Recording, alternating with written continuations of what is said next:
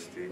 My dissertation was basically about helping non-musicians create musical and harmonical content using an alternative controller by including visual aids to help learn and teach music.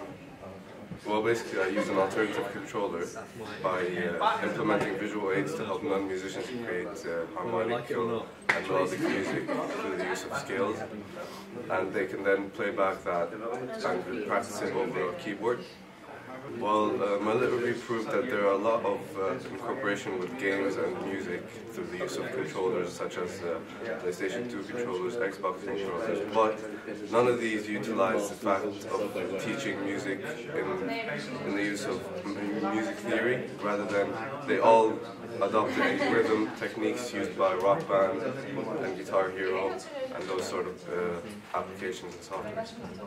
I used the Maximus P and a MIDI keyboard and also a hardware from my PS4 controller, and incorporated all those together to create a creative system and a teaching system side by side.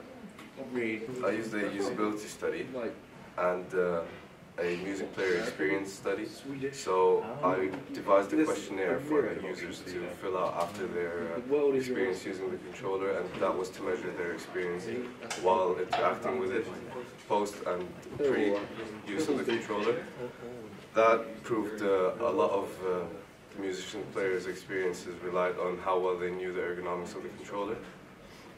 The usability study included the musical tasks to be specifically carried out by the users in a specific order to ensure that the user understood all the functionality and availability of the controller and all the control they had over the program itself. The third method was a slightly adopted think aloud method.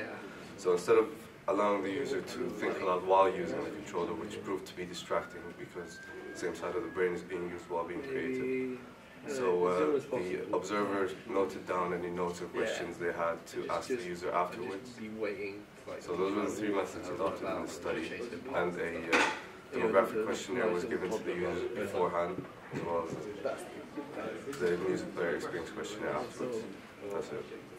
Well, the research slightly proved that transferable skills between being familiar with hardware and the use of the hardware in a different context was definitely valid and available throughout the controller usage.